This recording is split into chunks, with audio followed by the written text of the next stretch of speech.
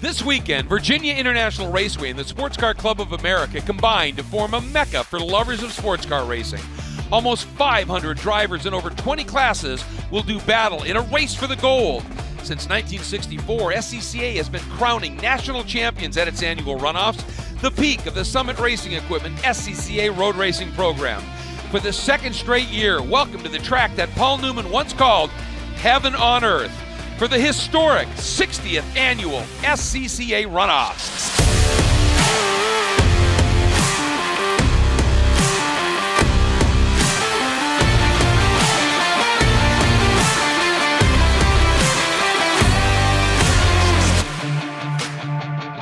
Hi everybody, welcome to Virginia International Raceway for our coverage of the 60th running of the SCCA National Championship Runoffs.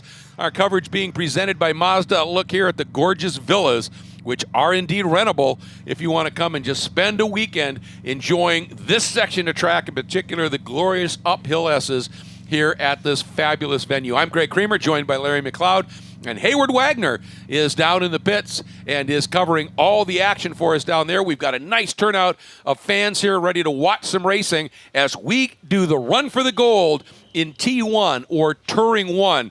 And these are big horsepower, production-based cars. And Hayward, they always put on a show. That they do, Greg. And with GT1 not running at the runoffs this year, this is kind of the ground pound fast class at this year's runoffs for production silhouette cars. Andrew Aquilante, of course, is on pole in his Mustang. We have James Candelaria right next door in the Corvette, and then Mark Boden in the M3. We want to take a look at these cars real quick. Some of these cars, the Aquilante car, built specifically for SCCA club racing. The Boden car, and by the way, right beside him, the AMG Mercedes. These are both cars that came out of professional racing and have been balanced, performance has been balanced to be competitive in this class. My favorite, though, one more up on the grid, an E46 M3. So how often in racing do you see a full-on AMG racing Mercedes and a club racing E46 M3 sitting next to each other on the same grid, running competitively? The balance in this class is incredible. The performance is amazing. And of course, we're going to get to see two of the best road racers in SCCA space, Mark Boden and Andrew Aquilante, duke it out with James Candelaria trying to referee from the middle. It is going to be absolutely spectacular. And, what's impressive here, the top 8 in qualifying, 6 different manufacturers, Larry. There is some great diversity in this class. And one of the things that they're all going to have to tame here, though, is this Virginia International Raceway layout. It's a great one. Time for our track map presented by Mazda. Yeah, they're going to have to get down through this first sector, which is a lot of our long, sweepy corners. You got turn 1, kind of a carousel-like turn, getting you back towards turn 3. Right there by the Pagoda Tower, that's the NASCAR turn, leads into a very tight left hook.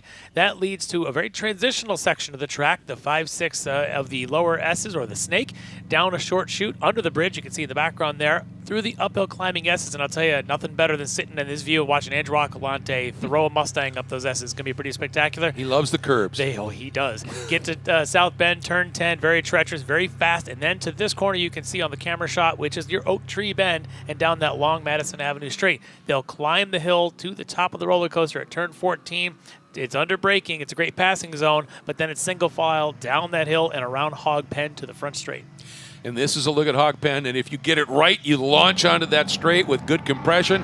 If you overshoot just a little bit, you're on a long, lurid slide that you want to avoid if at all possible here. And people tend to forget, there's so many iconic corners here, but out of left hook into the snake, under the bridge there, that is an area where if you try and go side by side, it often ends in tears. So with these big, powerful cars, everybody's going to have to be mindful of that.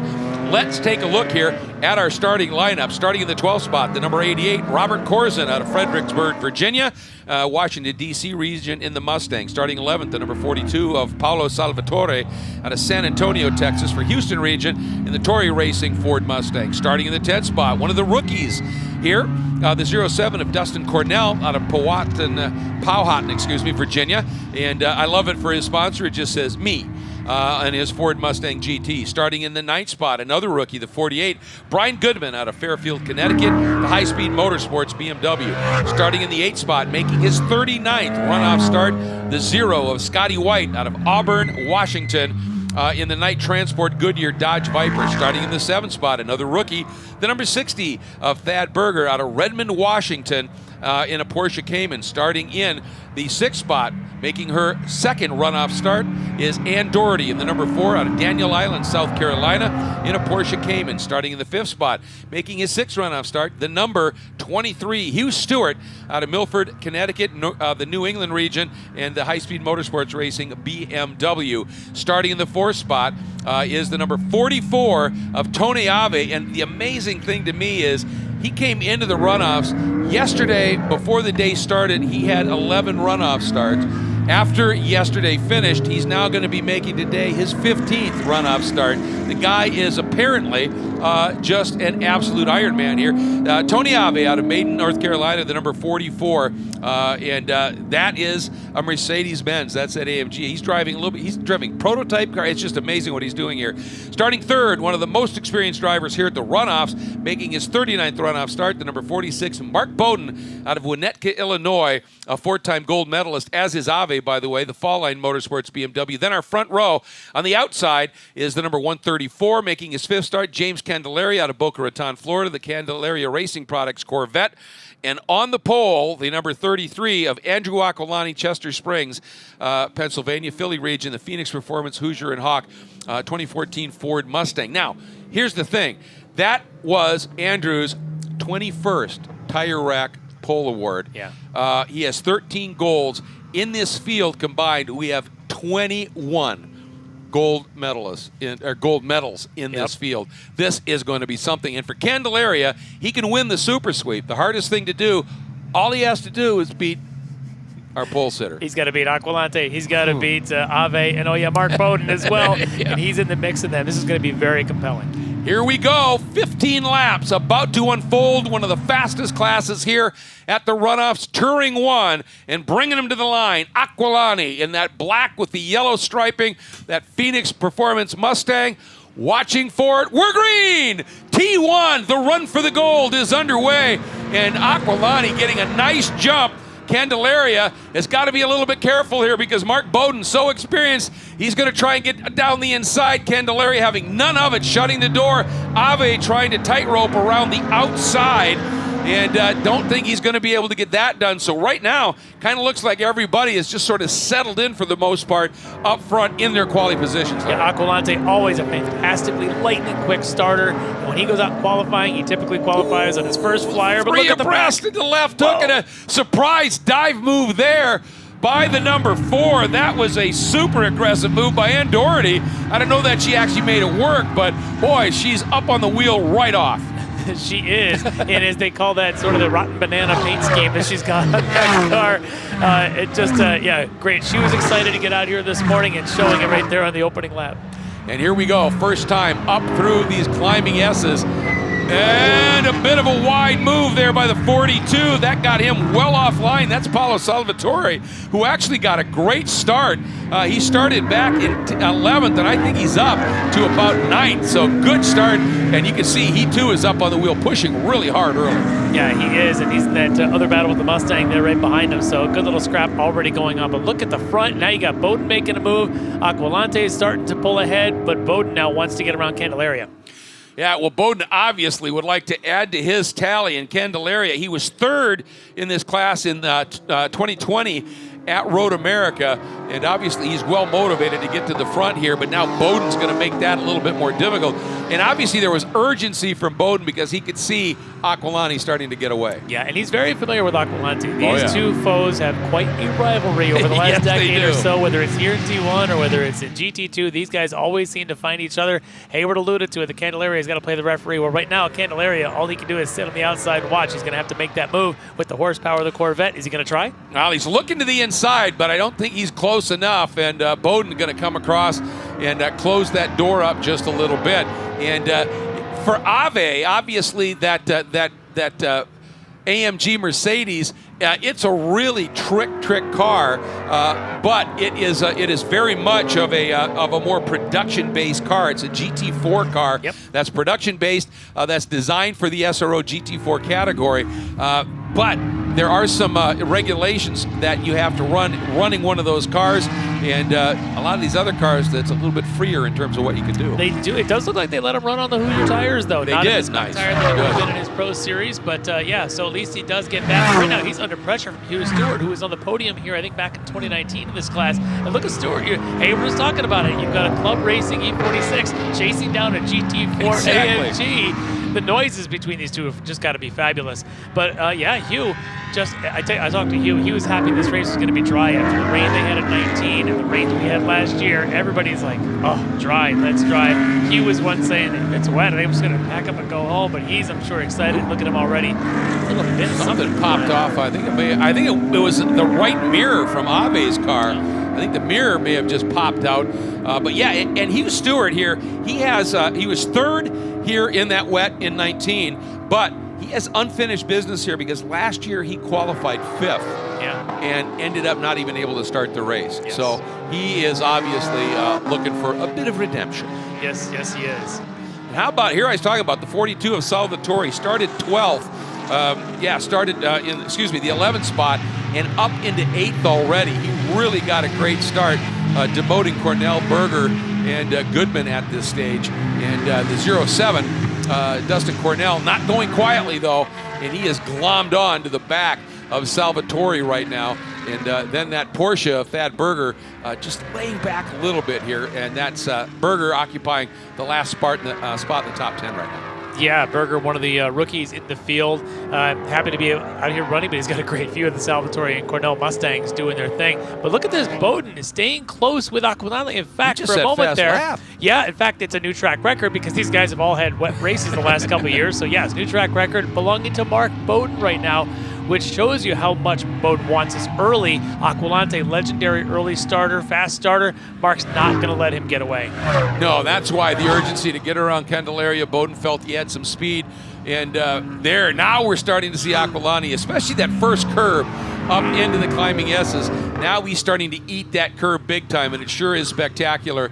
And then this turn through South Bend. And I've referred to this now as one of the 2 commitment meters here. And if you're not touching at least that exit curve, you're not really fast through that corner. But if you make one little mistake and the car slips sideways, you're off. And it's like that down in hog pen. You have got to be on the tightrope through those turns. You definitely do, otherwise you're giving up time. And right now, Aquilante, Boden, and Candelaria are not leaving even an inch out there. They're all going for it, trying to pull away from Ave, who had his 3 races on this track yesterday. I can't imagine how tired he was last night or even this morning. That's for sure. Oh, I'm sure he slept like a baby.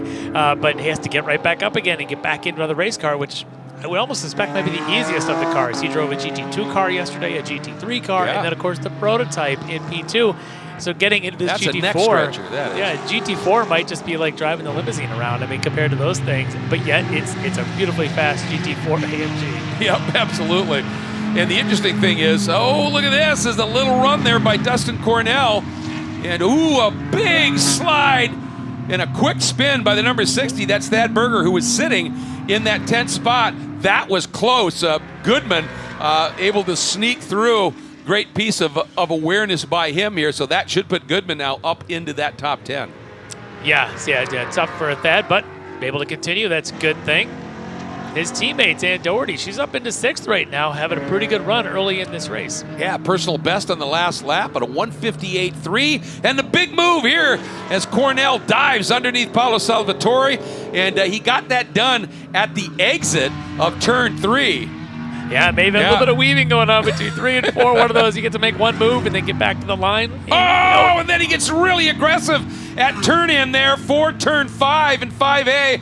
Almost looped it, Larry. He did, but what a catch. A little dirt track slide there. Literally the dirt as he picked up a little bit of it. But look at this. He's going to hold the spot as they go climbing the S's again. This is absolutely one of the most enjoyable pieces of a racetrack ever here, up through the climbing S's. Boy, the back end of that 07 looks mighty tail happy, doesn't it? He is loose. He is driving the tires off of that thing right now. And it's great as long as you got the reflexes to catch it and use it for rotation and not have it just absolutely pitch on you there. And that's one of the things that, Salvatore, that slowed him up out of the most important corner here. And if you overrun that corner and then you got to tighten up on the wheel and that back end slides around, even if you don't get into the dirt, you've lost momentum. Yeah, look at Cornell now. They're just able to pull away just a little bit, coming off that oak tree with that little bit of a drop in the tire there for Salvatore.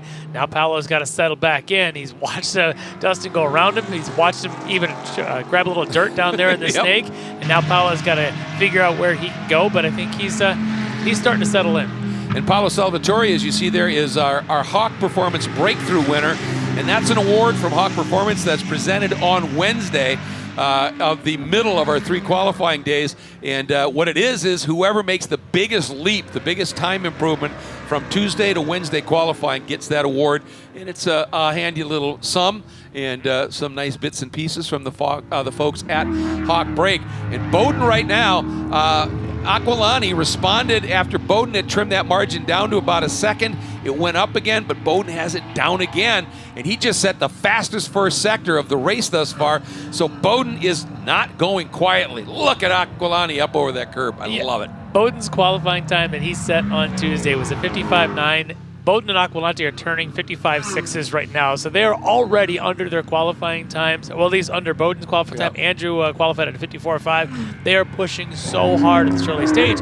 What makes it even more urgent for them to push is Candelaria is not really going away, and so both Aquilante and Boden know the race needs to continue to push if they want to make it a two-man fight. And there is a look at Tony Ave, again, just a multiple champion 4 times, including the gold he got yesterday in GT3, and Hugh Stewart is sticking right with him. They're running virtually identical lap times. As a matter of fact, on that last lap, Stewart was a couple of tenths quicker, and so this is going to be, I think, an absolutely fascinating battle here for 4th and 5th. Then there's a little bit of a gap, but not that much. Dan Doherty really is flying out there. Her last lap was at the same pace as Ave. Yeah, and doing a great job in that Cayman. Trying to stick with this group. She's doing a good job there. And Hugh just pestering the back of Ave like this fly here in our announce trailer. Just kind of pestering me. And I got a feeling that's what Ave feels like Hugh Stewart is right now. It's like, come on, just go away. But he's not going anywhere. Just buzzing around him. Yeah, absolutely. Again, Ann doing a really nice job just staying. Let's see here. Ave, personal best on that one, a 58.1. But a quicker 58 flat by Hugh Stewart. Yeah. And another mid-58 from Ann Doherty. So, Ave really loose at the exit of turn 1. And one of the things that this car has built into it is some, decent aero into these GT4 cars. So that tells you how hard he's pushing. And he's pushing hard, under braking there. The car is just a little bit sliding around on that left side of the track going into 1. And then as you came off of 2, you saw the car lose it a little bit. And I'm starting to wonder if those tires on that big car are starting to go. That E46 might be a little bit lighter, maybe a little bit easier on his tires this stage despite the push. This is pressure from Hugh Stewart is what's doing this. It's that pressure forcing Ave to pick up that pace. Well, that's why you never give up, right? Yeah. You just push and push and push. Because this could easily, should one of the top 3 have a moment, this could become a battle for a medal. So you're going to go after it. There's no question about that. And Aquilante, he's opened that up again a little bit. He just set fast lap of the race at a 155.4, and that was about a half second quicker than Boden, and that margin's up a little bit now. So Aquilante, he may have been preserving tires, got that early gap. Then you take it easy. And because these cars are heavy, whatever tire brand you want to run, and this is an open tire class, they all make great tires. But any tire, you can root them if you push too hard, especially in a heavy car. So you've got to have that in your mind, don't you? Yeah, you absolutely do. You got to protect those things. This is not a 6-lap sprint. It's a 15-lap race. It's a long time. What's helping them is it is a cooler temps this morning. If this were 8th race, 9th race of the day, it might be a little bit different in this stage. The fact that we are essentially second race, or almost the first race of the day, one very overcast morning means they can push a little bit harder. Those tires are staying under them just a little bit. But if you're Ave in that big Mercedes, I think he's pushing real hard and starting to lose his tires. Here's Candelaria again in this big Corvette. You can see that car just a little bit of a wiggle under braking coming into 1. He's starting to lose sight of Boden and Aquilante in front of him. Lucky for him, he's got about 9 seconds to Ave Stewart battle going behind him.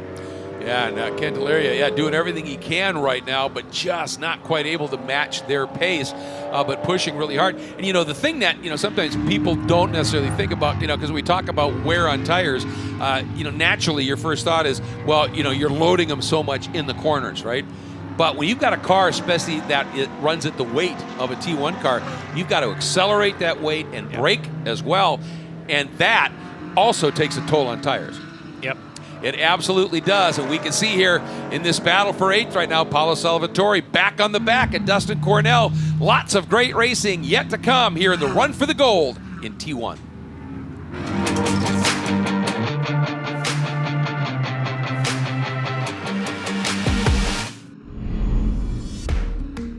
A car like this shouldn't exist. Something this big, this luxurious, shouldn't move like a Mazda. And yet, it does. Oh my God, it sounds epic as well. This car is an SUV with bragging rights. The all-new 3-row Mazda CX-90. Okay, so pretend this is your race car. It's on the trailer, on the way home after a day at the track. And say you have an accident. Ouch! But at least your truck's insurance will pay for another one? Yeah, not so fast. Your standard insurance probably won't pay to replace your car. That's true whether it's in the trailer, in the paddock, in the garage, or in the repair shop. If you want to be covered for the whole value of your race car, you need guaranteed value coverage from Hagerty. We agree on an accurate value up front, and in the event of a covered total loss anywhere off the track, we pay that amount. You'll be protected in storage, in transit, in the paddock, or a repair shop against collision, fire, theft, no matter what or where you race. All for less per year than you spend on a set of racing tires. Hagerty, let's drive together.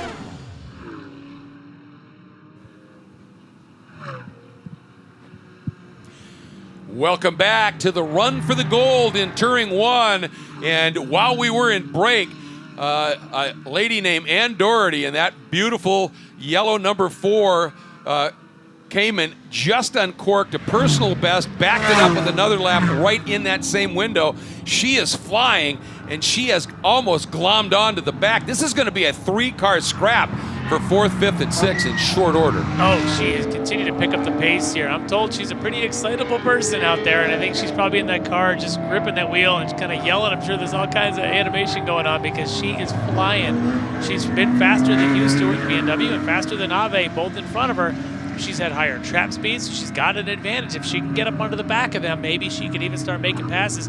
3 very different cars right now battling for 4th is awesome to see. And Ave, the veteran among these, I mean, you look at the other 2, they've got a handful of starts between them. Ave's got, we were saying he's got 4 starts this weekend. Yeah, exactly. This will, like I said, his 15th start. And, when you think about the gold medals he's racked up, 4 in 15, that's darn near a 33% win ratio. That's pretty darn good here. So look here at the number 88 of Robert Corzin, who won the Sunoco 260 Tuesday winning award. And that's just a fun award that Sunoco came up with to, for brand awareness of their Sunoco 260 fuel. It's in qualifying on Tuesday, whichever car in that class after the dot in their times, the closest to 260, and Corzin got it with a .633. So it was a 633. So, but nonetheless, just some great awards here. And look now, Hugh Stewart. He's there. He is going to start actively battling. And, of course, for Ann, if these guys start going side by side, she could be picking up the pieces here. Well, you're seeing a little, somebody puts in a really good lap, the gaps close up, which Hugh Stewart's done right now. If your lap isn't as good, Ave, you're under pressure. But look at that BMW just hounding the AMG. Ann will be back up there another lap or so, I'm sure. But this shows you how fast that lap of Hugh Stewart was, that he just laid down a 57.8 to Tony Ave's 58.9. Hugh is the quickest of these 3 right now. And Hugh's got the quicker trap speed between he and Ave. So if he can be this close coming out Oh, and he thought about it. Not the place to do it, but stay close now. He got a really good drive out of there, and if he's definitely going to be. And look at the hole that Yes. Merc, it's so wide, is going to punch. And let's see now if you can use that top speed to do something with it. Yeah. Here he goes, Larry. Yeah, look at him able to use that draft, just pull right on his side. Despite that, Mercedes makes great sounds, got power with the BMW, but it's not done. No, it's not. And part of that is that car has ABS for Ave, so he can go right to the edge and then just stomp on the brakes. And Tony, so experienced as well, had that in the right spot heading down into the roller coaster. But Stewart now has served notice that he's going to be on the charge. And these guys, their own duel here for this 8th spot. And for a minute there, Salvatore had gone around and then ran wide. That's up in Oak Tree, saved it, but killed his exit speed. And before they even got out of the corner, Cornell was backing through. Yeah, those two Mustangs, different generations. Of course, the S197 in the Dustin Cornell, and then the S550 there from Paulo Salvatore. Just great to see the two different generations of Mustangs still battling just as equal. This battle, though, I tell you, Ann Doherty's loving watching this Hugh and Ave. Oh, no. She's off. Just talking about a hand. She had such a good run going, and it snuck away from her. It looks like she may have backed in or at least grazed those tires a little bit. What a shame. She was going to be in this battle for the top 5. And look again at Stewart as he's Boyd. I think he's just trying to fluster Tony, get in his mirrors, because you're not going to try a move there. A guy with Tony's experience isn't going to fluster too easily. No, not. If anything, you want to wear him out. Maybe Hugh knows that this is the 4th race in a day and a half for Tony, and if he can wear him out and tire him, physically tire him, maybe he's got a chance. So, of course, Ave is a motorsports veteran, to say the least, in all sorts of things. Now, we saw the last lap. Hugh Stewart was able to get underneath the backup, get alongside him, and couldn't finish the pass. Did he learn something? Did he learn that maybe he's got to brake a little later? Does he learn to maybe position, maybe try going right instead of left? What changes does Stewart make to his strategy now to make this pass? Yeah, it's going to be interesting. I mean, this is where now it's a late move. He wasn't as close coming out of Oak Tree. So, again, just showed the nose. But he's got to get this figured out. And, because it's either going to be probably for him here or out of Hog Pen as coming to the flag to use that on that top end, but you've got to be a lot closer than he is right now. Yeah, he's going to have to get a little bit. That move there looked strictly just, hey, Tony, I'm here. Show a little bit of the mirrors, maybe see if Tony makes a move. Now, Hugh does a lot of driver coaching. I'm sure he's been through the scenarios, right? He has seen all of these, and now he's trying to put his own coaching skills, his own thoughts into execution here behind another veteran who has seen just about every move you can make. These two calculating the chess match here of where and how could this pass happen. This is just really cool to see these guys, this much motorsports experience going heads up. Yeah, just dueling out there. It's absolutely fantastic. One of the things, too, we talk about Tony Ave, and we've always known it, but he has proved it beyond any doubt here this weekend. If ever there was a definitive driver maybe for the term all-rounder, it's Tony, because he started his career in sports racers and Formula cars, and has driven everything since, all the way up to big GT1 ground pounders. So the guy is pretty adept at everything. But Hugh Stewart, the best thing you can do in any race, if you don't just have the outright pace to just get by him, is pressure. Yeah, well, speaking of outright pace, that's what Andrew Aquilante continues to turn 56s and 55s. He's got fastest lap and track record out here at a 55.4 that he did earlier, still turning 56s. And look at that car just lift and pull as he's got that thing so little hop of the curb still at this stage, just sending it around. Very precise with the car. It looks like it's on the verge out of control. Trust me, Andrew is totally in control of that car. And Boden right now is just kind of hoping maybe Andrew does slip up. That's something you want to bank on. Boden's also another one of those, as good as you get. He's very precise, and all he can do is chase lap after lap to try and get a little closer to Andrew. Well, and the thing that Phoenix has been able to do with all of their cars is, they have figured out how to, retain that platform stability that allows them to change direction quickly, yet be able to hit curves and absorb them without it launching the car. And Hugh Stewart, this is what we were talking about, and this could be the trial run for Hugh if he doesn't make it stick. It looks like he's gonna, but if Tony gets back around, that was Hugh going, can I make this work for, and now Ave dives to the inside, and I'm not sure he was going to be that bummed about it because he learned something there. He did, but boy, he almost left that door open. Yeah. Look at the veteran of Ave. Again, it's just a couple snowmobiles on each other, right? Just kind of made the move to the outside, ducked to the inside, and using that late braking and that ABS in that GT4 car to make that pass. So Hugh now knows he can be quicker in that straight line. If he can get that run off a hog pen and do it again, he can beat him to the stripe, and that's something you need to learn from, because once you pass the stripe, it doesn't matter if you're going to be outbroken. You just got to get to the stripe on the last lap and another 3 times around. Exactly. That is exactly what he was studying here. And let's, let people know, again, he shows the nose there. Boy, he's got to run, and again, smart move. Don't try and force the issue there. But sometimes people think with ABS that you could just brake anywhere you want. It's not a panacea. Yeah. If you go in too deep and you hammer it just sort of goes numb. And Physics still applies. Physics still applies. Yep, exactly. And so you've got to know that braking threshold limit where you can brake.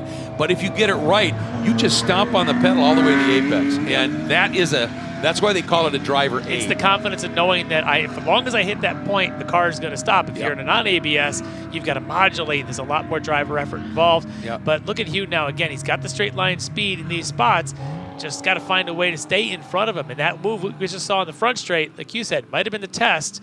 Now he can reapply that later on. And Tony knows that he always got to watch Hog Pen and make sure he gets the run later in this race. And you know now that Tony will be paying attention on that last lap where his exit point is in Hog Pen, because he's going to want to go wherever he thinks. Oh, a big wiggle by Tony there. He's going to want to place that big Merc wherever he thinks Hugh is going to try and make that run. And let's see here. And again, look at that pace. Hugh gets great run out of Hog Pen, and now Hugh has to stay inside because Tony showed him and look at that. Tony look at that car squirm. The ABS is at the absolute limit there. I'm telling you, he was smiling in there. 2 laps in a row, he was ahead at the stripe. He's loving this. He's saying, as long as I do this again, now as long as Tony's not just baiting him into it and making him think that he's got to run. Well, you never Tony's know. that savvy. Yeah. Whoa, beautiful. Look at that. Beautiful. That car control by Ave there. And again, folks, up front, Aquilante up by almost 7 seconds over Boden, and about another 8 seconds back to James Candelaria. So this is the battle on the track right now, and it is for a 4th spot.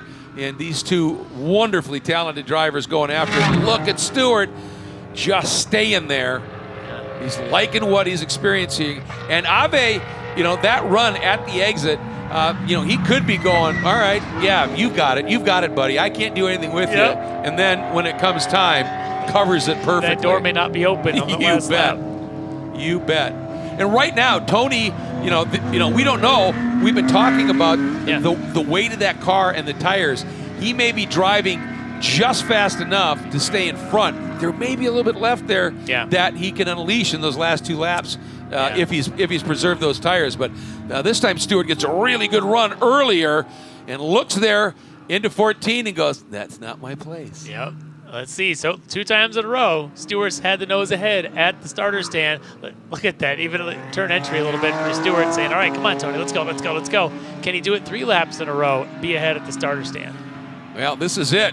Come around this time. Ooh, a little wide for Stewart. Yeah. Well, he explored that run. And, all right, he cannot do that at this stage. He just learned that, obviously. Yeah. And so the next time this battle and the next time Aquilante come through, it will be the last lap.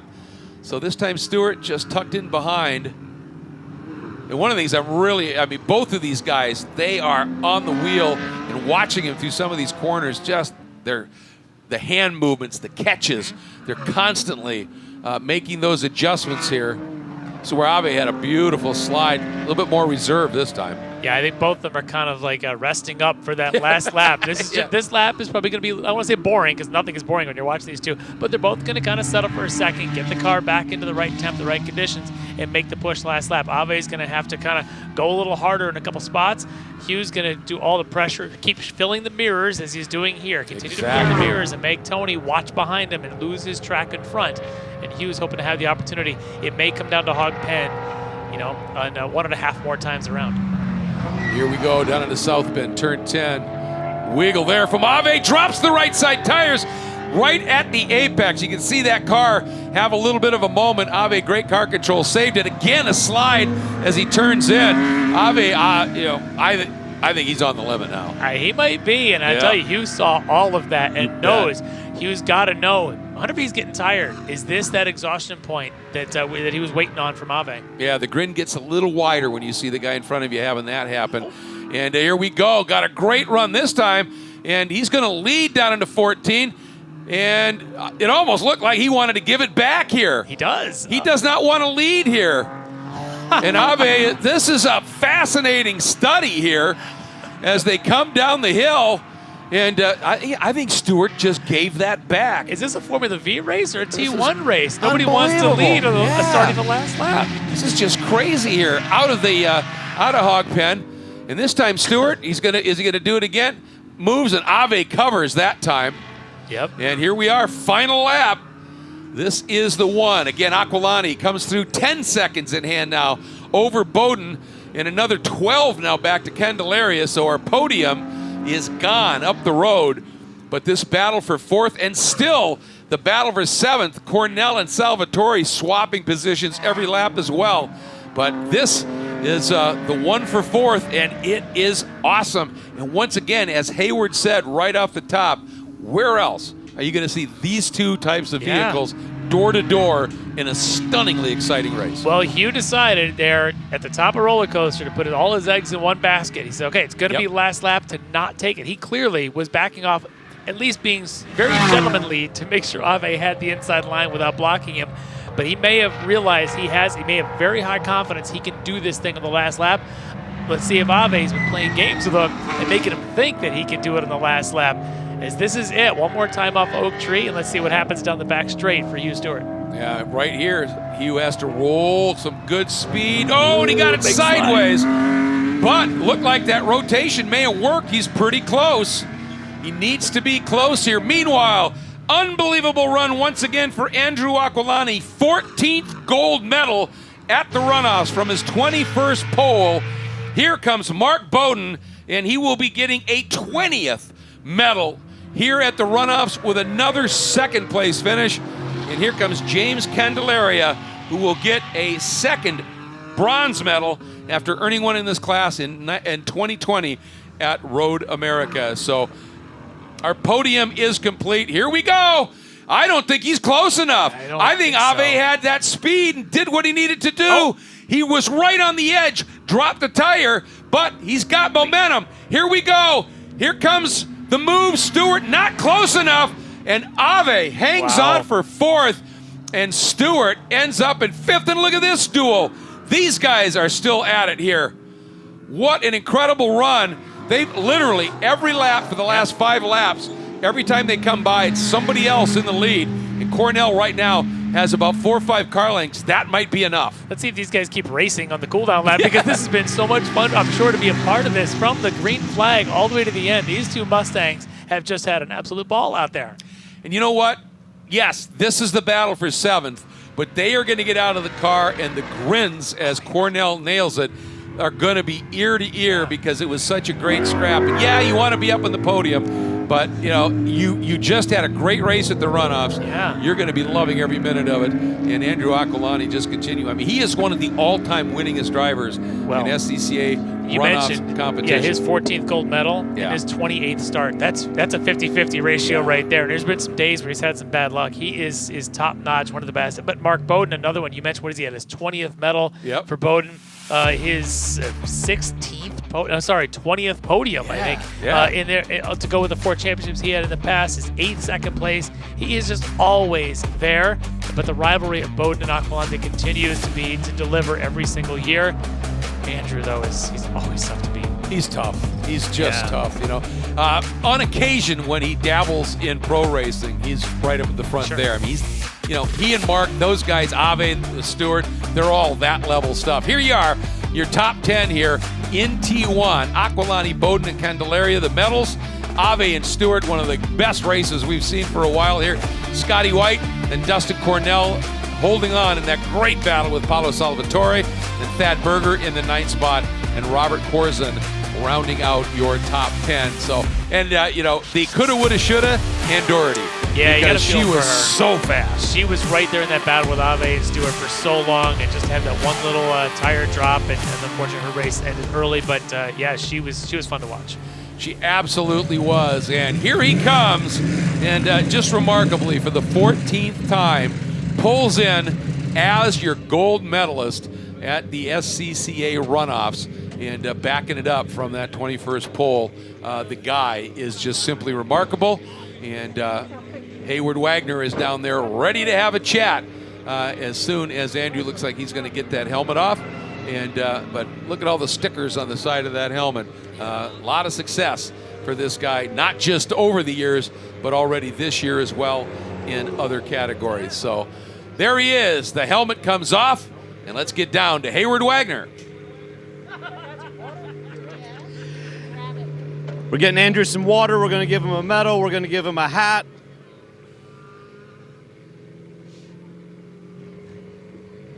Andrew, that is number 14 for you. It is Hansen, Heinrichs, and Aquilante, the most winning runoffs drivers of all time. This one's number 14. How's this one feel? It's been a rough runoffs week, so it feels good to get one. We had to take some inspiration from some local news events of past, and it felt like escaping prison and on the lam for 15 laps there.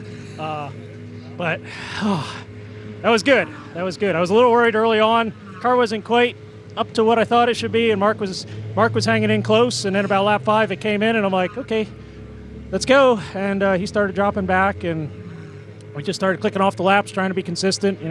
Hit the marks, and because this place is slippery, not drop a wheel, etc. So that's all good. Got to thank Phoenix Performance, Mom and Dad. This is kind of a little bit of a weird one. My dad isn't here. He had to go home early.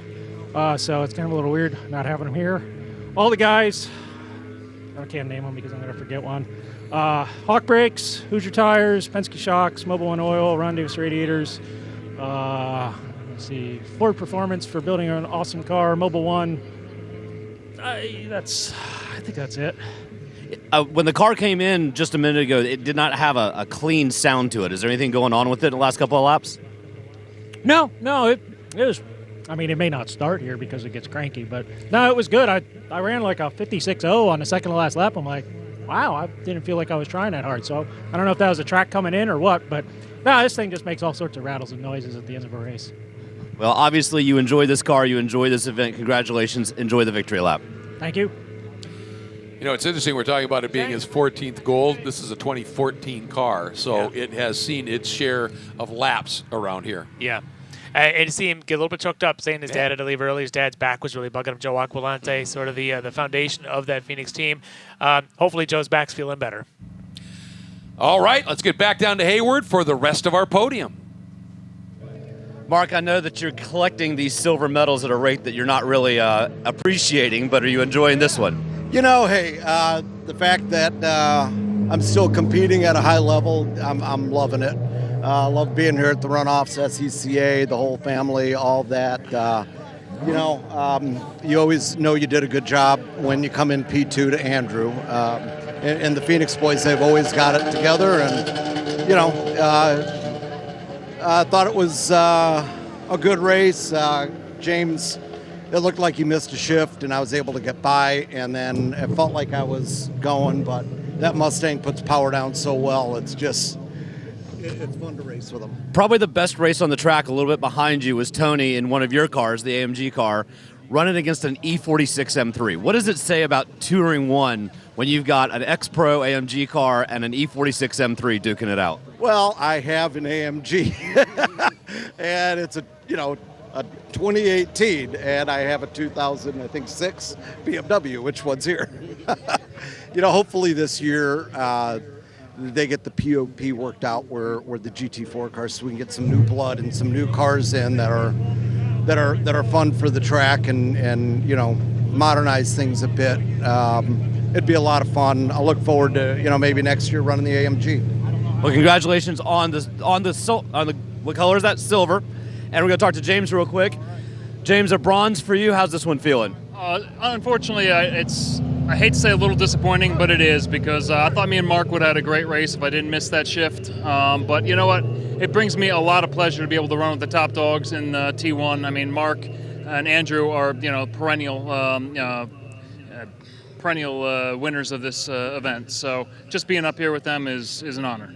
I bet it's not boring to drive that car around this track.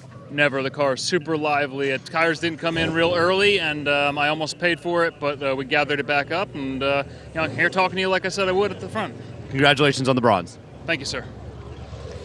That's a shame. Yeah, now we know he obviously missed a shift, and that just was enough to have him lose touch. Here's the highlights, and there he started. Candelaria did at the outside of the front row, but Mark Boden diving down to the inside, and Candelaria at that point was able to close the door. Ave trying to ramp the outside in the Mercedes.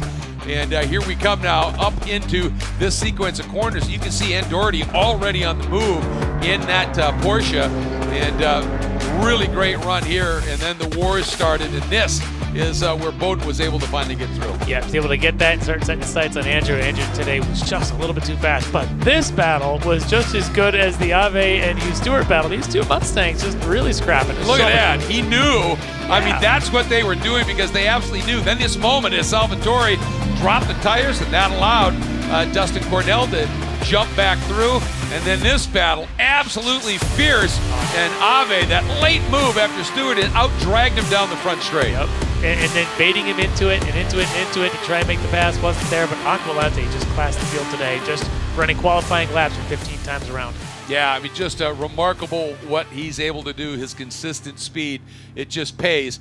Absolutely huge dividends. So that's going to wrap up our coverage of the Run for the Gold here in the National Championship in T1. It goes for the 14th time to Andrew Aquilante, with Mark Boden and James Candelaria completing our podium. Congratulations to every driver that was here. You have to, there's a lot that it takes to qualify to run in the runoffs, and they deserve kudos all. For Larry and for Hayward down in the pits, I'm Greg Creamer. Thanks so much for tuning in, and we look forward to having you back for more racing from the runoffs.